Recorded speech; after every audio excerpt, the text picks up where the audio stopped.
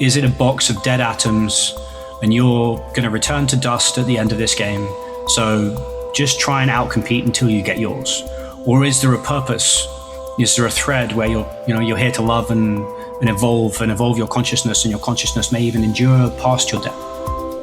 I believe the universe works in very complicated and mysterious ways, but all I will say is that when you find that paradox of something that's uniquely yours, but also completely in contribution to the whole, things work out.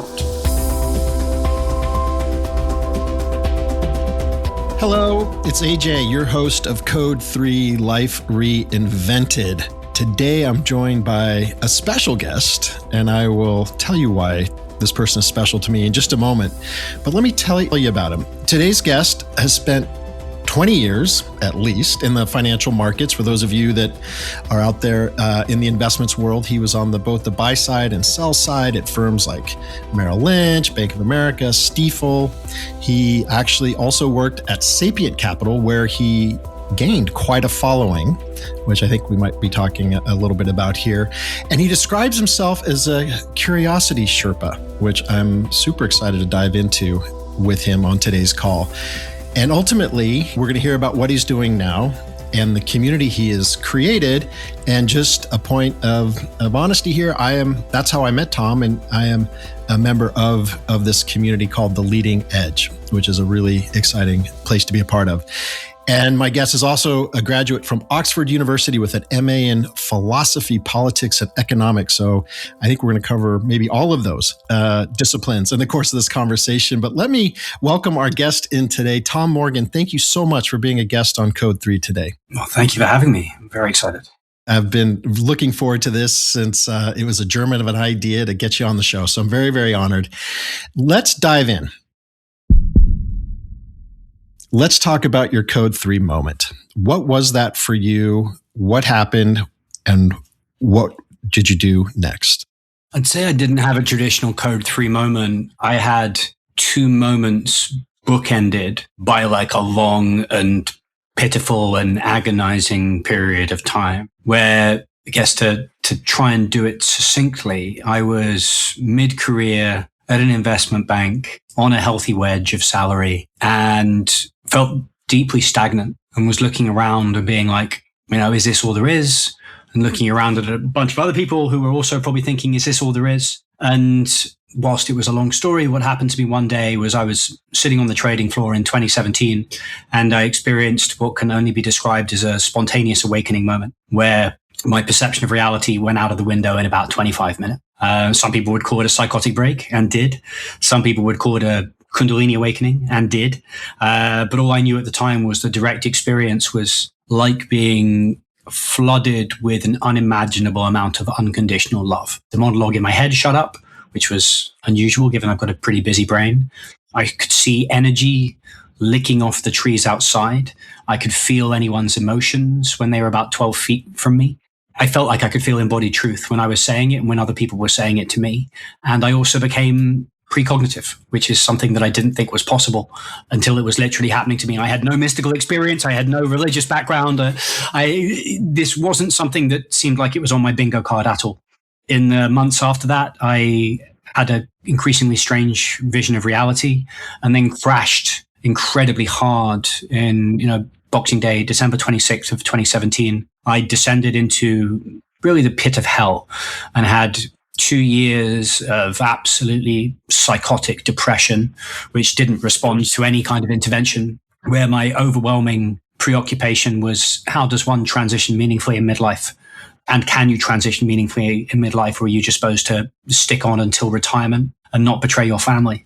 I tried to be a hospice worker. I tried to be a social worker. I actually went to Fordham for social work. I panicked and went back to sell data to hedge funds, which was a catastrophic mistake. Tried to be a recruiter to help other people with their jobs. And every time I tried to get a job that I felt was meaningful, I got kicked firmly in the you-know-what by the universe, and everything fell apart.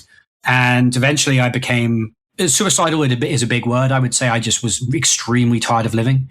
I wasn't having ideation, but every move I had made was making the snare tighter, was making me more and more immobile. And eventually I just gave up and surrendered to ketamine therapy, which is when they give you ketamine infusions.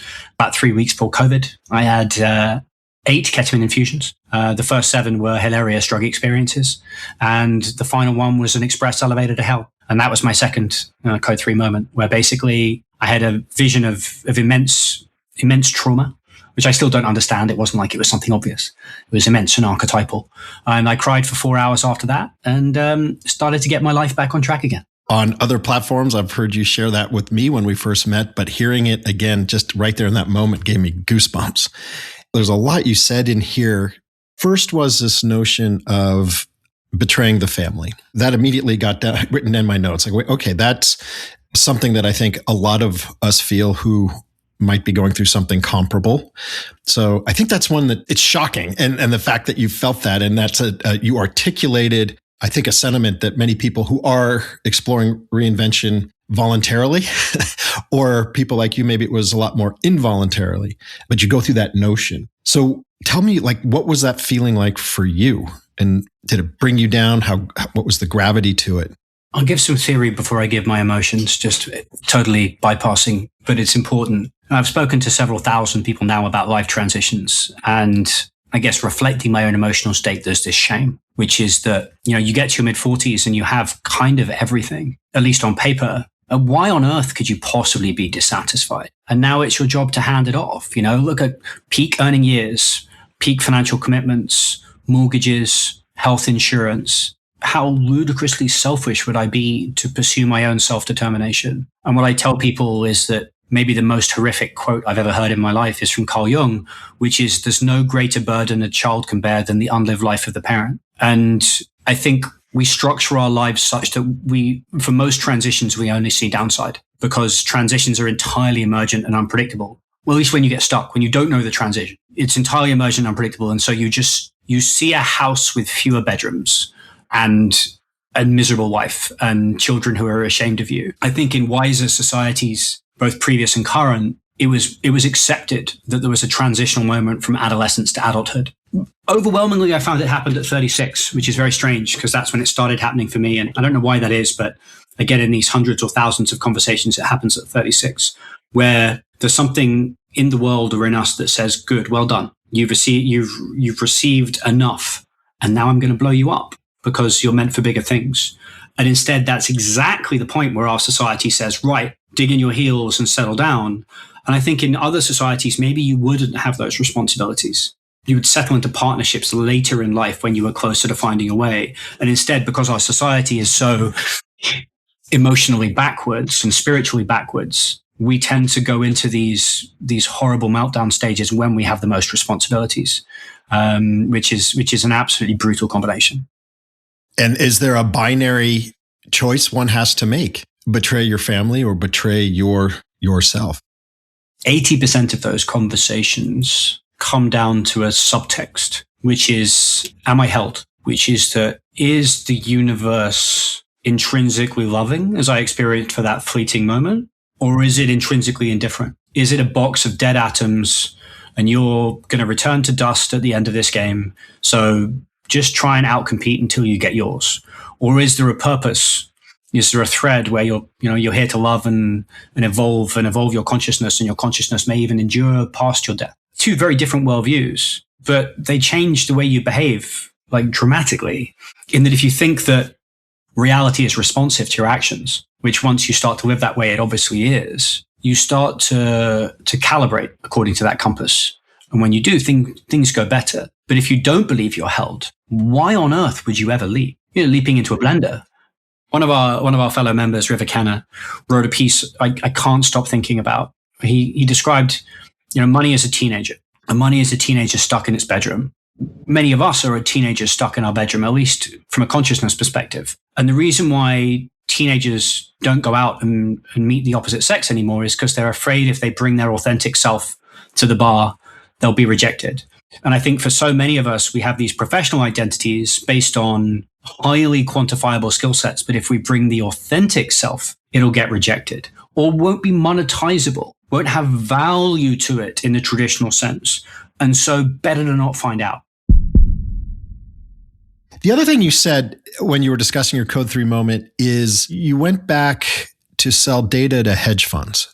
and it was one of the worst experiences of your life, or paraphrasing, something along to that effect. Felt to me as you said that this was potentially a last grasp of normalcy, of conformity. Like I've got to get a job. I've got to not betray my family. I've got to get back in the game and get my head together. And this is what one does given the fact that you had this great experience in the financial markets. Like, well, I'll just go sell data to hedge funds. Like, it's lucrative. There's a need there, but you were miserable. Tell me about that. So the genesis, I don't think I've told many people this before, but so I decided I was going to be a life coach, which is a super common transitional state for a lot of people. And I have views. I'll save them. And it worked out for me the same way it works out for a lot of people, which is not very well. And there was a coaching company that asked me to come on board, and then was like, "Well, can you introduce us to your best connections on Wall Street so that we can work with them?" And they're like, our head of the coaching company, an ex-Bridgewater guy, is coming through New York. And I reached out to a lot of my old clients, and I realized I wasn't going to be able to deliver on that promise to him. And I realized I was totally worthless. And I crashed hard. And I remember going into the guest bedroom in our house and just crying hysterically at how utterly worthless I was. And that I just needed to work. And so I reached out to a friend of mine who was a lovely man who had moved from the investment bank that I was at to this place selling data. He hired me on faith relatively quickly. Honestly, within 2 days of starting the job, and you go through all the HR stuff, you jump through all the hoops, it's a lot of paperwork and a lot of effort and a lot of multiple interviews, and they take a big gamble on you. There's a lot of relationships here. And within 2 days, I was like, oh shit. This was basically everything that I liked about equity sales with everything I liked stripped out. So you were selling a spreadsheet to a quant, and effectively you called the same quant every day. Hey, do you want our spreadsheet? They'd be like, no. And if you called people that didn't use the spreadsheet, it was your job to call people and ask if they wanted the spreadsheet. But it would take you a couple of days to call everyone on Wall Street and say, hey, do you want the spreadsheet? And they'd be like, no. So once a quarter, you'd check in with people that didn't want the spreadsheet and say, hey, do you want the spreadsheet yet? And they'd be like, no. You couldn't talk about what was in the spreadsheet. And so effectively, it was the most abstracted possible version of my job. I'm sure there were ways to do the job well. I just didn't find them. And I'm sure for other people, it was a dream job, just not for me. And because the owner of the company, it was his money at stake, it was a startup, he asked us to work 12 hours a day, and he had a camera on the door monitoring our coming and going, making sure that we were there for 12 hours a day. And honestly, the way that I was working, it was maybe 40 minutes of work a day. And so I completed the internet. And I basically sat there all day scrolling. And to be honest, I saw most other people there doing that, at least where I was sitting. And I went floridly insane. That effectively, that much time with my thoughts and nothing else, I went mad. My wife was pregnant and giving birth. By the time my son was born, I was having waking visions of this archetypal entity, which I can only describe as there's this amazing article written by a famous rationalist thinker called Scott Alexander, and it's called Meditations on Moloch. And it's legit the scariest thing I've ever read. And Moloch is the Canaanite god of child sacrifice. And the idea is that you place everything you have of value on the fire, and in return you get power and control. And I was placing everything I had of value, which was my time and my life, in return from control, a really good salary and predictability. And I was destroying my life, and I was destroying probably my child's life. And I felt like I was having a legitimate confrontation with the darkest archetypal evil. This was not at the time a metaphor, although maybe in retrospect it was. And sitting at that desk day after day, I felt that this was the evil that lurks beneath Wall Street at its worst, which is just give me everything you have and I'll give you what you think you want, but it isn't what you think you want. It's amazing to hear you to share that. And I can only think of my own personal situation was comparable in the sense that I was cracking inside. I took a job there towards the end of my days in the world of asset and wealth management. And I knew quickly that it wasn't the right move for me, but COVID and other factors made it impossible for me to leave at the time for all the things you said about, supporting the family and everything like that. But I went into the ultimate pit of despair. Not the pit of hell. Maybe it's a cousin, same church, different pew, perhaps. My pain expressed itself in random nausea. I just throw up on the spot. It was the weirdest thing. Stomach bile. I was on the verge, I think, of somewhat going mad.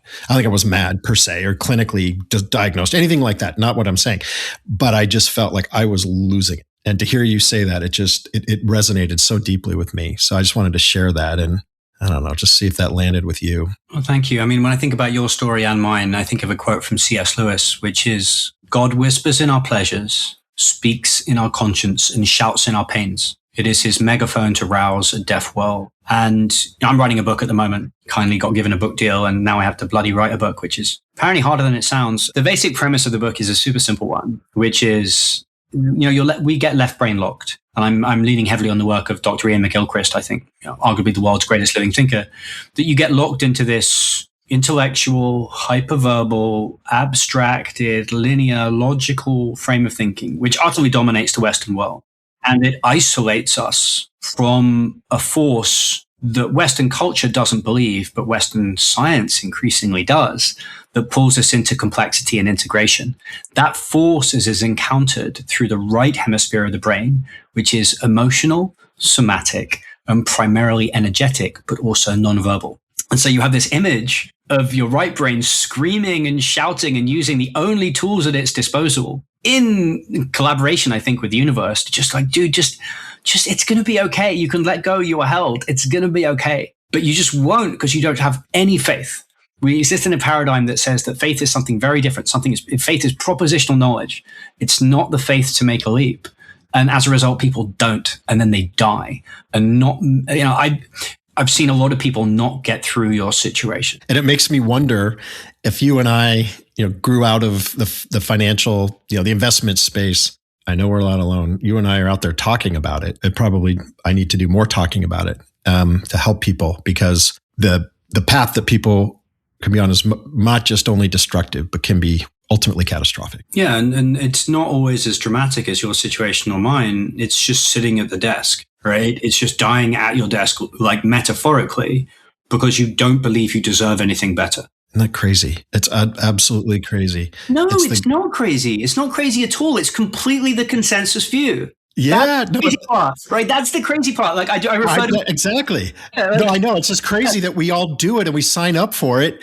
And we conform to it because that's the thing and the way and how we provide and have a roof over our heads, and we manage our way through the society that we live in. But that's what I mean by crazy. Like, I know. That's why once you come out of it and poke your head, you get up on like a prairie dog and get up on your haunches and look over the grass, and you're like, wait a minute, there's a lot to see here. And I think I have a better perspective now. And I think that's the crazy part.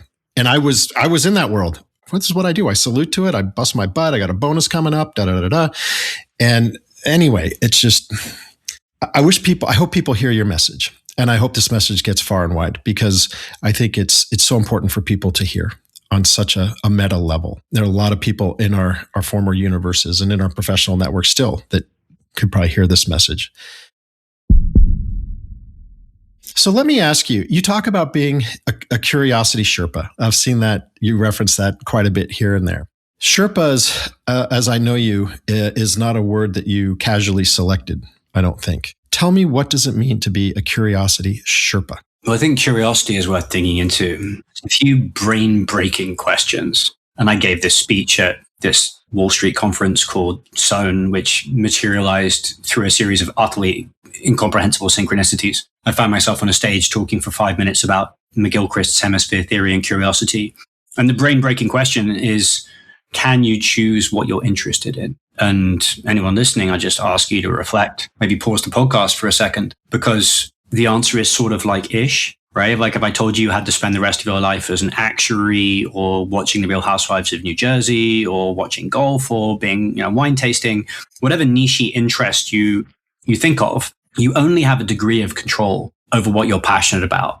And it seems to come out of somewhere. And Western science and the English language does not cope with relational forces very well. We don't even understand gravity very well. But I believe that curiosity is how that attractive force manifests through your right hemisphere. That if this thing exists that's going to guide you safely through these transitions, it's the energy of excitement that you get that you can't explain why. This non-logical, non-linear, but not irrational, just non-logical impulse you get that's emotional and somatic and non-linear.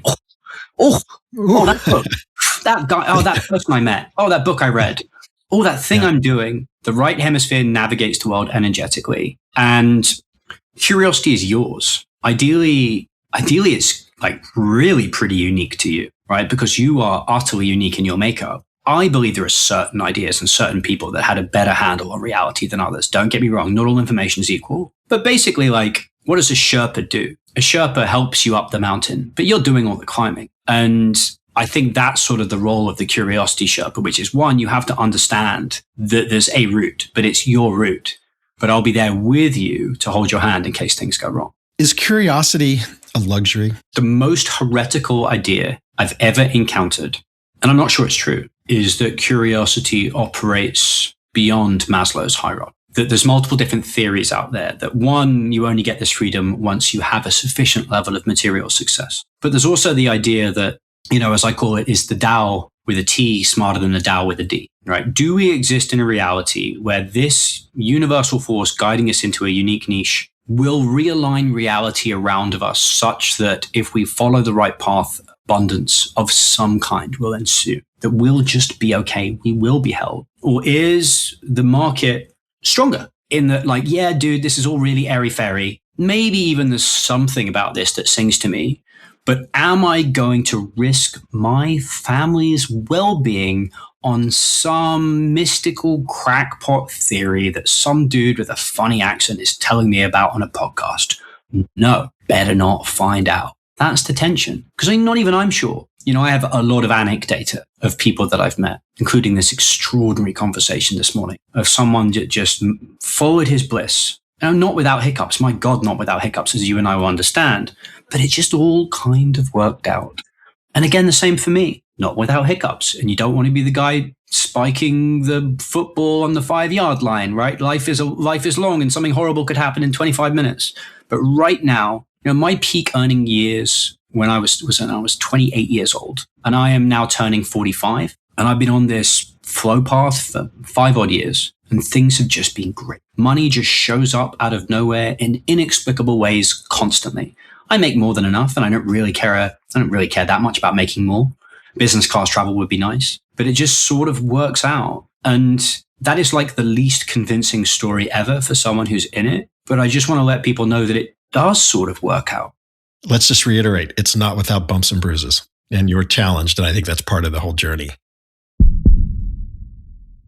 So for someone who spent 20 years, 20 some odd years, being rewarded for discipline, punctuality, for conformity, how do you relearn? How does that person relearn to trust their curiosity and to allow it to unfurl and maybe take them places? I have an integrative view of that framing, actually, which is one of the major mistakes I made, probably the biggest mistake I've made, and God knows I've made a lot, was this idea of rejecting skill sets that I'd acquired because they were meaningless. So right after the awakening, I was like, Wall Street is meaningless bullshit. And so I'm going to go be a hospice worker because that is meaningful. Did I want to do it? No. Was I good at watching people die? I don't even know what that means, right? So I rejected the things that I was really good at. And there's this framing from Joseph Campbell that is relatively archetypal, which is like, you go to school, you learn the rules, then you break the rules. You can't go straight to breaking the rules. And I see a lot of people that have embraced the spiritual, wafty lifestyle without having executive function. They don't know how to reply to emails on time. They don't know how finance works. They don't know how technology works. They can't get anything done. And it's kind of a harsh truth that a lot of those communities kind of go under quite quickly, or their lives don't work out so well because they don't have a strong enough ego structure to rely on. So people, like to crap all over finance people or tech people, whatever. But I'm like, when you get someone like that that's moving in the direction of contribution, really special things can happen. And my life only got back on track when I embraced the things that I was good at, which is now I write about nonsense like reincarnation and mysticism and consciousness and spirituality, stuff I really, really care about. And I think actually makes a material difference to people's lives. But I do it to finance people, and the finance people tend to listen because I'm one of them. And also I think I communicate quickly and succinctly. And the reason why I do that is because I spent 20 years leaving voicemails for fund managers, right? Like, and writing emails that I know aren't going to get read unless I get to the point in the first line. And that's a thing. That's like a really important skill set that I wouldn't have acquired had I not gone to Wall Street. As you talk that through, I still wrestle with, we talked about this earlier, this notion of conformity. When you get to a certain age, you've been doing this for so long. And I say this life that is stereotypical for the sake of argument. We get a job, we pair off, we start a family, we have a career, we grow said career, we execute, we deliver, we become a human deliverable machine. We provide for our family and so forth.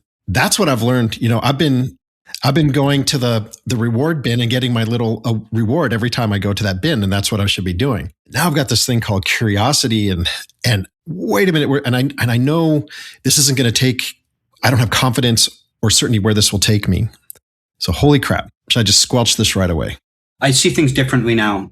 Again, based on catastrophic personal mistakes, which is when people are in transitional states, they start looking at destinations, which is like, what new identity do I want? What new role do I want? And that is the way that society works, but it's dumb. Because what people should be asking is, what infinite game do I want to play? And it has to be something that's hyper differentiated and integrated, which just means what you love in service of love. I believe the universe works in very complicated and mysterious ways now. Don't need to go into it. But all I will say is that when you find that, almost that paradox of something that's uniquely yours, but also completely in contribution to the whole, things work out. And I think people need to think about that in terms of a process. So when I first quit finance, I was like, I'm going to go be a life coach. And then I spent 3 months on the couch until that panic attack that pulled me back into finance. I was aimed at a destination that was like 2 years of training away, and I wasn't really doing anything during the day. And then when I transitioned out of wealth management into founding the Leading Edge, I was like, okay, I'm zeroing out my salary, but I know what I'm doing tomorrow. When I was in wealth management, I would wake up in the morning, I would write for 4 hours, I would roll jujitsu, and then I would meet people all afternoon. And I was like, and I can do that for the rest of my life. And so I was like, tomorrow I'm going to wake up, I'm going to write for 4 hours, but with even more freedom to be weird and meaningful, right? Then I'm going to roll jujitsu, same. And then I'm going to meet people with even more freedom, because I don't need to meet people that are related to my job or even have some sort of vague excuse. I can meet people all the time. This is now all that I do. And as a result, I don't really have much visibility on the rest of my life. I don't need it. Don't get me wrong, I'm making enough money. I worked out what enough money was, and I've optimized for that, which I make through my community. But I don't really get anxiety because I take refuge in the process, not the destination. And I think that's a really important framing that gets missed. As you talk about that, it makes me think about someone on our staff. I'm very excited to share that is, we've hired a head of research, and she's phenomenal, and she's got her PhD in psychology and neuroscience. And we started to dabble sort of along the lines of what you're saying. I went to her and before she was a part of the team, and I said, Birgit, something is different in me right now. Like, I feel different. And when I say that, this is in recent days, like this was last year, right? So I've started my company called More and left the world of financial services and do what I like to call my trust fall with the universe. And I said to her, similar to everything you're saying here, Tom, like, I think that everything feels different to me. I'm in a different state. I feel better. I feel lighter. I don't know what is going on, but something physiologically is happening to me. And this is something we're starting to explore. And the first cut of this in a collaboration with her was that alignment to purpose, which is a little different than what you're saying, but hear me out, has all sorts of physiological benefits. That can include cardioprotective benefits, can include lower all-cause mortality benefits, and some other things. Going back to what you were saying, I was thinking that there's something really cool, like when you hit this flow state, the tension, the cortisol, maybe something is happening, and you just trust that you're going to go through your day and you can be yourself and it will find its way. And there's a lightness to that, I think. I mean, that's how I see it. Yeah, I think there's a bunch of different ways of looking at it. I think that when your left and right hemispheres are aligned, you don't have the same cognitive dissonance. Your left hemisphere should always be working in service of the right. The right's more intelligent across every dimension, which is interesting, but again, is silent. But when the left is integrated into the right, the way I've always put it is that like the left brain is is like a husky. And if you don't give a husky an interesting problem, it becomes an interesting problem, right? If you don't walk it every day, you're in trouble. It's going to tear your apartment apart. And that's my brain. I used to think being intellectual was a good thing. And I'm like, maybe sometimes, right? And so like once you're in integrity, which I think is what we're both talking about, there's an energetic line. And I think one thing that is kind of unromantic, but I think about it a lot, which is when you're playing a zero-sum game, a win-lose game, it's energetically limited, right? Like you have to lose for me to win, right? And when you're playing an infinite game in alignment with whatever this force is, the energy flows through you. And when you're excited, what does that literally mean? Where's the excitement coming from? Is it coming from within you? Probably not. So where the hell is it coming from? I mean, damned if I know, but it's coming from outside of you. So I just think thermodynamically, it's like you are extracting information from your environment. And then conversely, there was this line I once heard, which is a closed mind is forced to feed on itself, which is chilling, right? And you know those people, they talk over you, they don't listen, and they're very, very, very stuck in life, both thermodynamically and intellectually. And they're often very, very bright. In fact, particularly very, very bright people. They die, right? And curious people live longer. Multiple studies. The one thing I like to think about is wisdom. Wisdom, a word we don't talk about much because it's pretentious, but is knowing what to pay attention to and when. Knowing what to do and when. And just think about that in terms of elegance and efficiency. I think about the opposite of wisdom as anxiety, which is not knowing what to do and when and burning a whole bunch of energy, paying attention to the wrong things. Oh my God, can you believe what XYZ tweeted today or who we went to war with or whatever it is, right? Like, no, your agency is positioned into the wrong place. But when you're wise, you're like, that's not relevant, but I can make a huge difference over here. And I think physiologically, all we're talking about is like integrity and efficiency, which is like, I'm drawing from my environment. I'm thriving integrated into my environment and I'm highly agentic within it. I'm like a black belt that knows exactly what to do at the right time. How does someone know that they're being called into a new chapter versus just having a rough patch? Usually your coping mechanisms start failing, right? The thing that you did when you got stressed stops working. And it's typically the same coping mechanism you've had your whole life. And it just stops working. And you're like, well, that's unfair. It's because you're not supposed to have a coping mechanism anymore. You know, the way Brene Brown puts it, your armor is preventing you from growing into your gifts. Beautiful phrase, right? Beautiful. I think you start to get called to topics you can't explain. And that's a really stressful situation because you're like, this doesn't make logical sense, but I can't stop reading about X. And it gives you energy when you do, and you tear through books and you don't know why. And at work, the toothpaste comes out of the tube. No matter how hard you try, you can't put the toothpaste back in the tube, right? You're just like, no matter how hard I try, I can't care about the stock market anymore, which is a shame because it would make me mega rich. I would be a multi-squillionaire right now I'd be very comfortable right now if I stayed in the stock market, right? But you just can't get yourself to care anymore. Maybe that's it, right? I mean, just as like a blunt instrument, like you just don't care anymore. Yeah. You know, because they're rough seasons. Like we've all had them. Like, oh, I'm just having a bad month or whatever. But it's like, no, some of these signals that Tom is mentioning, like you listener are intrigued by whatever new philosophy or whatever it is, cooking. God, who knows? Explore it. Let it. Your brain is telling you something. I mean, this is a massive signal in my mind. There's no money in that. There's no future in that. No, that's idiotic. Well, who are you? Who are you to even think about doing that? That's all the left brain, the hyperverbal, hyperlogical left brain that doesn't want to lose control. The left brain is competitive with the right brain integrates the left. And the left brain is like, no future in that. This all started for me with an elimination diet, which was basically you spend 3 months taking all the fun stuff out of your diet and then layering it back in. And I got so much energy, I wrote a PDF, basically a 60-page book, right? And I kept saying to my wife, this is what I should be doing with my life, like just with total clarity. and then I ran the other way, like Jonah running the other way for like 5 years, like 5 wasted years. And at the end of it, I was like, oh, maybe I am a writer. And then a job appeared out of the woodwork that paid me extremely handsomely to be a writer. And if you'd told me in that interim, the number of times I spent getting kicked in on LinkedIn trying to find a job that suited me, when actually I should have just been who I was supposed to be. Yes. Oh my gosh. I'm so glad you said that. That was me. I spent an ungodly amount of hours doom scrolling on LinkedIn, getting more and more miserable, more and more alone, more and more stuck, more and more miserable, and all those things. Thank you for calling that out. Oh my God. Oh my goodness. Just spoke to someone very accomplished in financial services that's been out of work for a year. He spent a year on LinkedIn, God knows how many hours a day, and has received 10 responses. And no disrespect to LinkedIn, but also disrespect to LinkedIn. I think it's the single worst place to spend time on earth when you're depressed, because particularly now with AI, it's a rejection machine. And I think it reflects, don't get me wrong, like I got a job that started to bail me out through LinkedIn. So like, let's put that out there. But longer term, I think what job descriptions do at transitional points is that like it presents you with a puzzle piece shape.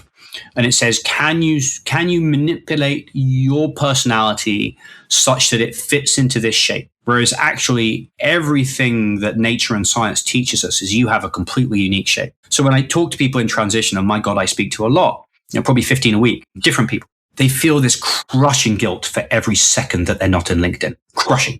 Because it's like, oh my God, this is a productive use of time. Otherwise, I'm betraying my family. I literally had this conversation with someone on Friday, and I'm like, cool, do a couple of hours on LinkedIn if you want, but then go and run these experiments. And you have to offer them out. They're not solipsistic. I don't mean go and drum in your garage on your own, but do that cooking class and then see if you can run an experiment to get it out there. Write that blog, get it out there. Start that podcast, get it out there. Particularly if it's a little bit vulnerable and it shows the world something of you. That, for me, like I went through all this time, and then what I did? I read about McGilchrist's hemisphere theory, and I'm not the kind of psycho that can read something and keep it to myself. I was like, this is the most powerful explanatory model of the world I've ever encountered that explains all the weird mystical stuff I encountered without denying any of the neurophysiology. And I was like, everyone on earth needs to know about this. And so I wrote an article about it and sent it to like 100 of my former clients. And one of them called me up on the spot and was like, we will invent a job for you that maximizes all of your skills. It's a completely inexplicable outcome that I see a lot, where the universe was like, oh, thank God. Oh, thank God, you finally got the message, you absolute moron, that you were supposed to be talking to this cohort of people about getting unstuck. You actually even asked for this at the start of your crisis. And instead you were out there trying to be a hospice worker and a social worker and fit yourself into all these spaces that weren't you. You said something earlier. You got paid handsomely, I think was your expression, to write. That was at Sapient, I believe. Yeah. And it's interesting as I've gotten to know you and we're starting to identify people we have in common or whatever, that a lot of people, of course, they come from the financial services world, the investment space. They got to know you. They were following you through Sapient.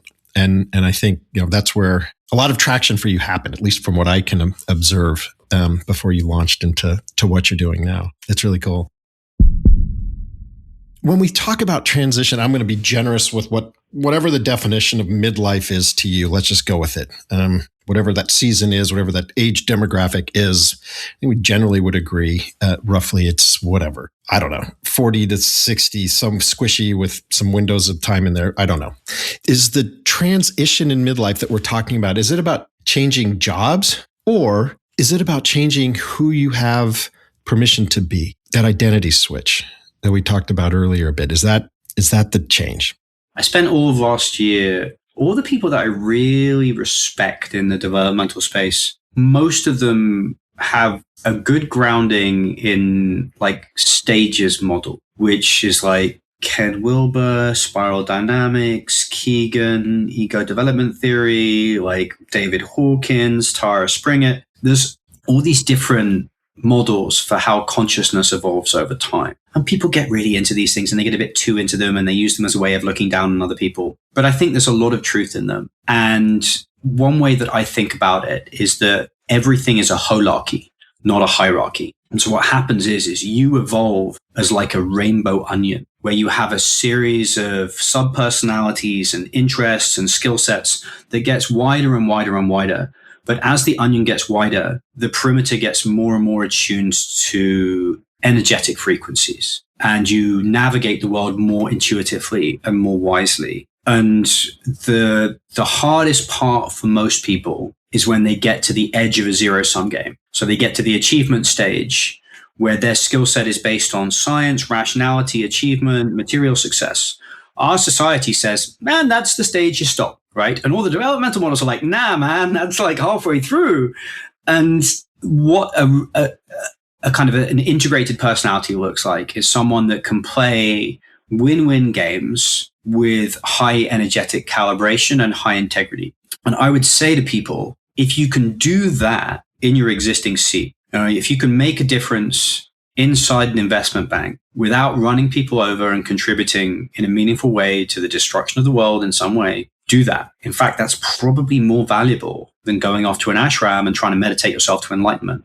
I tend to skew much more towards the former, of people making a difference within the existing paradigm and seeing if they can change it from within. That's my tribe, right? But it's tricky. A lot of people I know have knockout spiritual experiences like I did, or psychedelic experiences, and then they go back to the trading floor and they're asked to do things to put them out of integrity.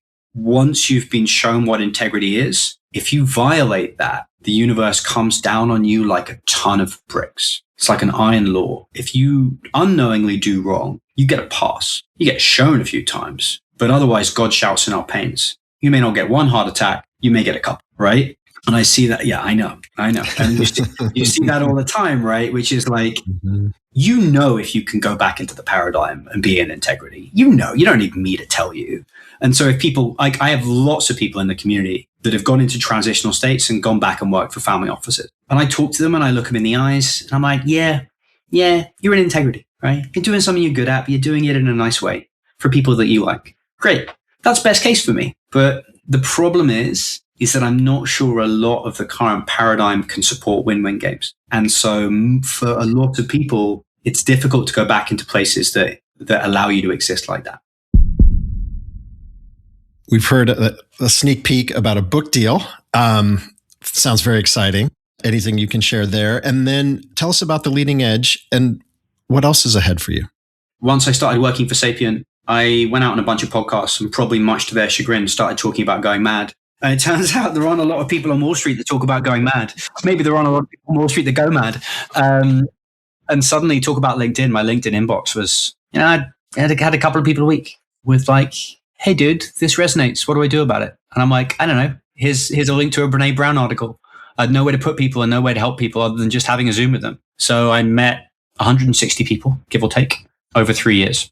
And they wanted a container for their curiosity, was basically it. Very few of them were in some sort of crazy breakdown mental health crisis like I was. I had no ability to shepherd people through those experiences, my God. Go to a professional.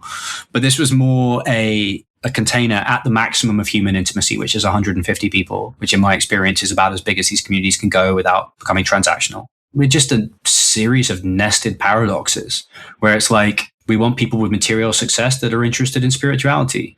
We want people that are interested in intellectual frameworks, but are focused on having experiences. We want a digital community where people meet up physically. We want a very ordered structure in terms of a well-defined community where anyone can do whatever they want. And we want something that massively supports individuality while also supporting the collective, which is the key differentiator. And so I'm like, great, let's get 150 awesome people like you in a group and have everyone meet each other, which is the most important thing, and start to explore different fun things together. Where it's like, dude, I can't stop reading Carl Jung. No idea why. Oh, it turns out there are 10 other people, including Jungian, like full professional Jungians in the group. Great, they can help me. I'll tell you, man, like I can say this because Leading Edge is at capacity. And so I don't have much of a financial interest in this statement, is that I've never seen a supply-demand mismatch like this in my life, where Leading Edge is full, the waiting list is long. As I said, 15, 20 people approach me a week who are newly interested in these topics and nowhere to go. And they're people with lots of money and lots of agency. And I've been able to find less than 5 communities that can cater to high agency people. There are lots of transactional communities, the YPOs. There are lots of spiritual communities that I have a fairly dim view of, to be honest, and from an agency perspective. And there's almost nothing based at normal mid-career professionals who are very curious. And they're in the hundreds of thousands, if not millions, particularly with AI and the level of societal uncertainty. So there's an addressable market. This business is not the slightest bit scalable, but it is replicable. And I guess the last thing when I'll finish my rant is that none of these groups are networked together. And so with Jeff Williams, our chief mystical officer at Leading Edge, we're just going to start connecting all the groups, which is like, hey, like we have more resources than we can use right now. We have 150 very busy people at Leading Edge. I just get given stuff all day long by the universe. And I'm like, dude, like I can't accommodate this. Like I can't do more than one event a week. We have this incredible, nature retreat with Bill Plotkin and Animas Valley. We may not fill it. So I'm like, great guys, if you have aligned people in your community that want to come and do this, come do it. And this is going to create a secondary energetic network on top of the zero-sum one where everyone just comes more alive. And I can see this happening in my head right now. I've had a vision of it. I was actually given a precognitive vision in 2017 of this network, which I know sounds weird. And I felt for a very long time, for a lot of different reasons, I was going completely insane, mostly because I did actually go completely insane for a little while. And now I can see this happening. And I just realized that I was probably just early. Well, I'll say as a member of the group Leading Edge, it's as you described. Thank you. It's as you described. I think that was very accurate. A series of paradoxes. I was like, yeah, that as you listed them off, I'm like, that sounds about right. I feel really good that you have a wait list and that the people are starting to ask more questions. And I think ultimately, as I see it, it's a door of permission to, going back to some of the things we've already talked about on this call, but on this episode, like letting that other side of your brain speak. It's okay. And there's a place for it. And more people are starting to ask these questions. And I think one of the questions I had for you is, potentially this is tied, I don't know, it could be a gross non sequitur, we'll see. But do you think, this is a non sequitur because I also want to get back to Leading Edge and where you're headed with things, but just a quick little detour for a hot second. In your mind, will AI, and I want to take a positive slant on AI, how will it help with our consciousness and curiosity in a productive, positive way? And we're going to come back to Leading Edge after that. I think I can only speak to how I use it. I don't use it to write. I get pretty triggered by that idea. I use it to I use it to research things, which you've got to be really careful about, because if you don't know the topic you're researching, it will often mislead you. But it helps me bring ideas together. That the kind of people that I'm most interested in and most want to be are people that find a bunch of truths from a whole bunch of different traditions and sciences and pull them together. And what AI is good at is that, which is it's like, hey, are any of these connections I'm making spurious, or are they backed up by studies? And are they backed up? And if you can train your AI not to blow smoke, like I find Claude is better than OpenAI. And it's like, am I earning these connections? Or is this like psychotic free associative thinking? And they're like, nah, dude, like you're stretching. And I find that really helpful for coalescing my curiosity. And on a straight up like material perspective, one of our members, David Weinstein, has developed a desktop app for the community called Chaos that I'm vibe coding. That like we have community infrastructure that's better than anything I could possibly have built. And I just I'll tell you a story. So last week, I asked the AI, I was like, you've built this thing for me based on everything you understand about our community. What should we build that we don't have on this app? And Sophia, the AI, she was like, you should have a tab that when people log in, it tells them 3 people to meet based on what they published on Substack, what they've written in the WhatsApp chat, and what their online bio is. So it's pulling from all these sources. And it's like, AJ should meet Ishik. She's really interesting. She's in Istanbul. They have aligned interest, all of this, right? And I was like, great, build it. 30 seconds later, it was built. All right. So Leading Edge, you're at capacity. You have a waiting list, book deal done, book on the horizon. You've got a call it a super community construct maybe taking place right now with some other similar communities. If we look out on the horizon, do we know yet what could be next? Yeah, I got one idea, which is very explicitly not mine.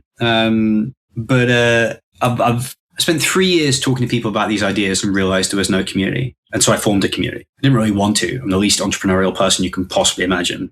And then I've had the community for 2 years. And for 2 years, I've been talking to people that run other communities or want to. A lot of them are life coaches. And being a life coach is one of the world's hardest jobs people don't understand. And one of the major issues is both the cold start problem, but also the supply of people that want to start Leading Edges. And I was like, and I've been talking to foundations about this. And I was like, all right, so imagine you get a cohort of hand-selected 50 people a year. And let's say 200 people a year. Let's be ambitious. And you take them from Wall Street, you take them from the city of London, you take them from Silicon Valley, and you pick centers of influence all over the world. And you bring them to a campus for a period of time. Let's say a couple months. And you bring the world's best teachers to that community for a couple months. And then you send those people back into the world. And they say, you now run a leading edge style community. Recruit 50 people. I might even give you a grant. Within a year, you have 30,000 people within centers of influence, all networked to each other, all working on the evolution of their individual consciousness. It is the highest leverage intervention I can possibly think of. And I doubt it would cost more than a couple of $1 million to do incredibly well. Now, I'll be a bit cynical for a second, which is that most billionaires I've spoken to over the last few years cannot see beyond their own individual vision. They have a very specific imagination for the way the world is going to go. And often they are not flexible on that to see something that they cannot own, because they would not be able to own this initiative. It is dispersed by definition. But a forward-thinking philanthropist who wanted to change the world could do this. And I think that they should. Tom, it's such a treat to have you on the show. And I'm always inspired by your incredible perspectives. And I love surrounding myself with people who are smart and bring totally different viewpoints to me.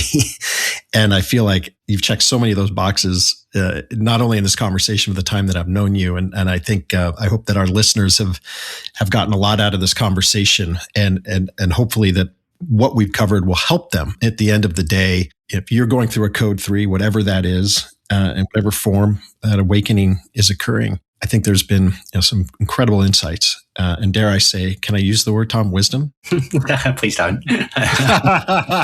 Okay. Don't apply it to me, please. Yeah. Okay. Well, I might just get one. I might try to land one on you here in a sec. What we like to do on this podcast is give our listeners something they can use today, something that you found useful, that they might find useful to help them navigate through a transition, a reinvention, however we want to call it. And whatever, it could be anything, a book, an idea, a practice, a meditation, whatever. What would it be? Very clear answer for me. And it's an incredibly unsexy intervention, or tool. The New Age people kind of ruined the concept of energy for the rest of us. But the fact is that the right hemisphere appears to be smarter at everything. And it navigates the world more effectively, and it navigates the world primarily energetically. Two of the smartest people I know, a transformational coach called Devin Martin, who's in the community, and a neuroscientist called Anne-Laure Lecomte, who wrote a book called Tiny Experiments, both phenomenal tools in transition.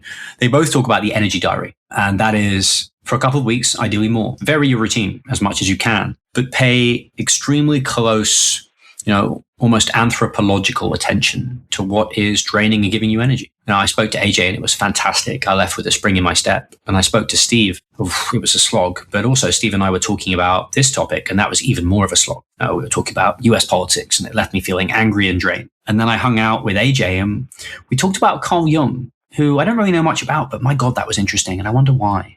And I should pull on that thread.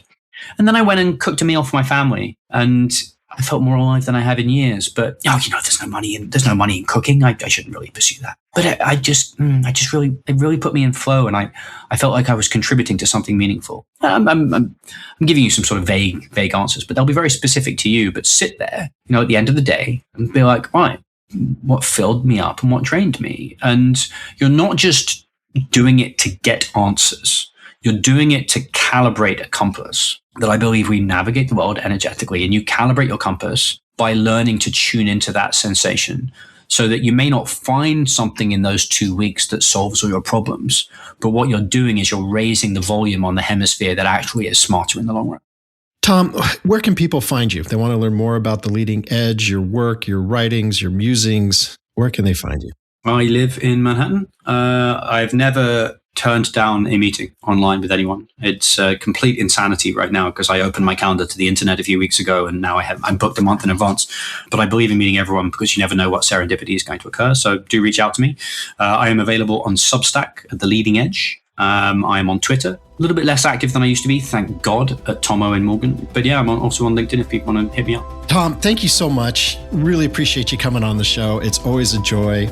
Listeners, if this conversation resonated with you, and you want to explore reinvention even further, I explore you to check out our site, bemorealigned.com. It's the home of more, our destination for accomplished professionals who've been successful, but know something doesn't really fit like it used to. More exists for those at that crossroads. And if you're ready to get beyond your autopilot and get radically honest about and building a life that's aligned with you for who you are now, we'd love to talk to you. And like Tom, I'd like to hear from anybody about anything. I can be reached at hello@bemorealigned.com. And remember, life doesn't wait for the perfect moment. It waits for the moment you decide to stop settling. So when your status quo feels like a status no, it's time to listen and act. I'm AJ Jones. Until next time, stay honest, stay aligned, and don't wait for the wake-up call.